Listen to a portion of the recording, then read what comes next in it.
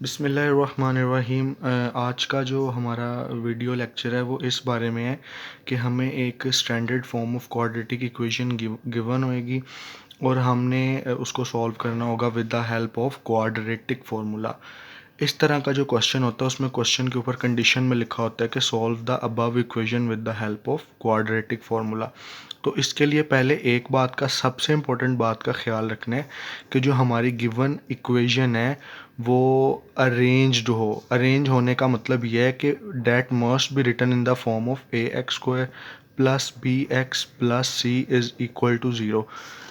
इस बात का ये मतलब है कि सबसे पहले हम जो टर्म लिखेंगे वो एक्स स्क्वायर वाली, उसके बाद सिंपल एक्स और उसके बाद विद आउट एक्स और then is equal to zero. तो ये मैंने सबसे पहले खुद ही एक बहुत आसान क्वेश्चन का इंतखाब किया। तो इसमें हम ए को लेंगे 5, यानी ए एक्स स्क्वायर का जो कोफिशेंट है वो हमारा ए होता है, तो ए को ले लिया 5, कोमा एक्स का कोफिशेंट हमारा बी होता है, तो बी हमारा आ गया 8 या पॉजिटिव 8, और सी जो अकेला नंबर होता है कांस्टेंट वो हमारा आ गया 1। ये ऊपर फॉर्मूला लिखा हुआ है x is equal minus b plus minus square root of b square minus 4ac/2, यही हम लिख लेंगे। X is equal minus b plus minus the square root of b square minus 4ac/2a। अब ये जो तीन वैल्यू हैं ए बी सी, वो इस फॉर्मूले में जहाँ बी ए और सी लिखा हुआ है वहाँ पे इसको रिप्लेस कर देना है, सब्स्टिट्यूट कर देना है या पुट कर देना है। तो नेगेटिव का sign as it is, b की value 8, positive negative remains as it is, square root as it is, the value of b is 8 and its square minus 4, the value of a is 5 and value of c is 1 and the square root complete, and then we write the denominator 2 and the value of a is 5। ये सबसे आसान सवाल है और ये maximum बच्चे अगर paper में क्वेश्चन है तो उन्होंने अटैम्प्ट किया होता है।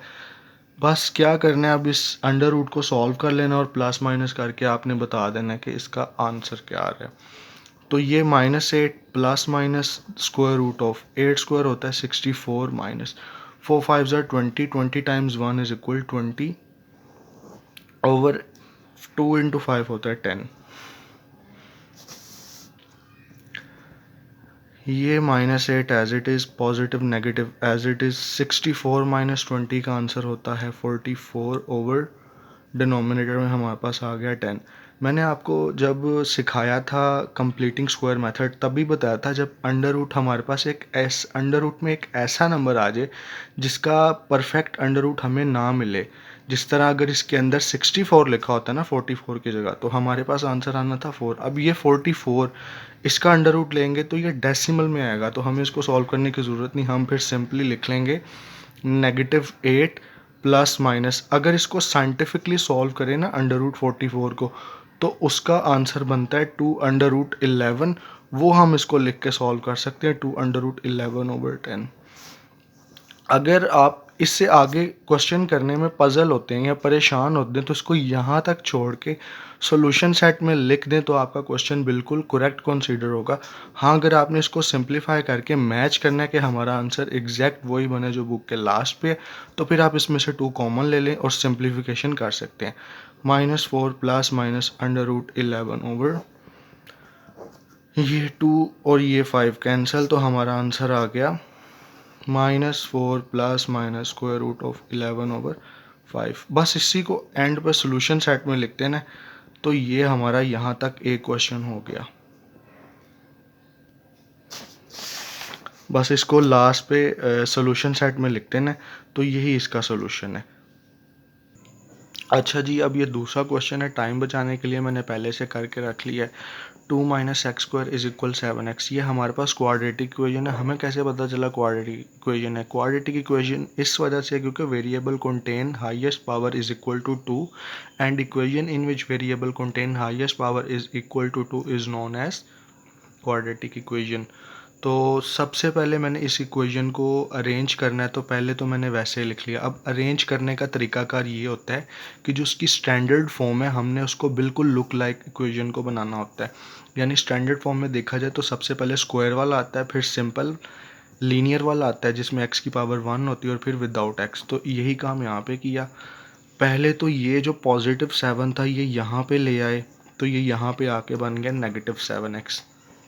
फिर दूसरा काम मैंने ये किया कि पहले x² वाली लिख ली, फिर x वाली, और ये जो पॉजिटिव 2 है इसको मैंने लास्ट पे लिख के इक्वल टू 0 कर लिया। क्वेश्चन को बहुत ज़्यादा आसान बनाने के लिए हमने ये करना होता है कि x² का कोफिशिएंट पॉजिटिव ले लें, इससे क्वेश्चन करना आसान हो जाता है और माइनस के साइन में उलझना भी फिर थोड़ा अजीब लगता है। तो मैंने इस इक्वेशन को दोनों तरफ -1 से जब मल्टीप्लाई किया तो इस इक्वेशन में जो जहाँ जहाँ माइनस लिखा था वो बन गए प्लस प्लस, और जो प्लस लिखा हुआ था वो हमारा बन गया माइनस। मैं मार्कर से लिख रहा हूँ ताकि आप परेशान ना हो। -1 से मल्टीप्लाई करवाने का मतलब है जो माइनस थे वो कन्वर्ट हो गए प्लस में, और जो प्लस था वो कन्वर्ट हो गया माइनस में। अब आगे तो काम बहुत आसान है। यहाँ पे x² का कोफिशिएंट दिखने में तो कुछ भी नहीं नज़र आ रहा, लेकिन जहाँ पे कोई कोफिशिएंट ना हो तो वो 1 होता है। तो a की वैल्यू 1 होगी, b की वैल्यू +7 होगी और c की वैल्यू -2। ये हमारा क्वाड्रेटिक फार्मूला है। क्वाड्रेटिक फार्मूला लिख लिया। Negative sign as it is, b की वैल्यू 7 आ गई, plus minus as it is the square root b², 4 as it is, a की वैल्यू 1 है और c की वैल्यू -2 है, 2 एज इट इज़ डिनोमिनेटर में और a की वैल्यू 1 है। इसको सॉल्व कर लेंगे। फर्स्ट तो -7 as it is, plus minus as it is the square, 7² 49 and negative negative positive, 4 × 2 8, 49 + 8 हमारा होता है 57/2। यहाँ पे भी अंडर रूट के अंदर एक ऐसा नंबर है कि जिसका अगर स्क्वायर रूट का आंसर निकाला जाए तो डेसिमल में आता है, तो हमें कोई ज़रूरत नहीं कि हम इसको आगे सॉल्व करें, बस इसी को जो है सॉल्यूशन सेट में लिख के बता देना है कि दिस इज़ आवर आंसर। अच्छा जी, अब ये लास्ट और आखिरी क्वेश्चन है relevant to the solution of quadratic equation with the help of quadratic formula. तो तरीकाकार वही होता है कि सबसे पहले हमने इक्वेशन को लिखना होता है इन the form of standard form of quadratic equation, जिसमें ये जो हमारा फर्स्ट होता है ये हमारा a होता है, और ये जो सेकंड होता है ये b होता है, और ये थर्ड होता है ये हमारा c होता है। और उसी तरह इसके साथ x² x और कांस्टेंट और इज इक्वल टू 0, और वही जो इनके साइन है ये पॉजिटिव है, ये भी पॉजिटिव है। ओके, अब यहाँ पे हमने a ले लिया √3, b ले लिया, b यहाँ पे चूँकि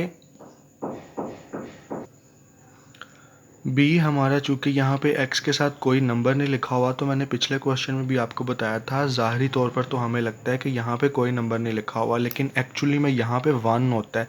उसकी रीज़न ये है, अगर x लिखा हो तो हम उसको लिख सकते हैं 1 × x, और 1 × x का आंसर अगेन x ही रहता है। तो हम b की वैल्यू 1 लेंगे और c की वैल्यू लेंगे -4 √3। फॉर्मूला लिख लिया।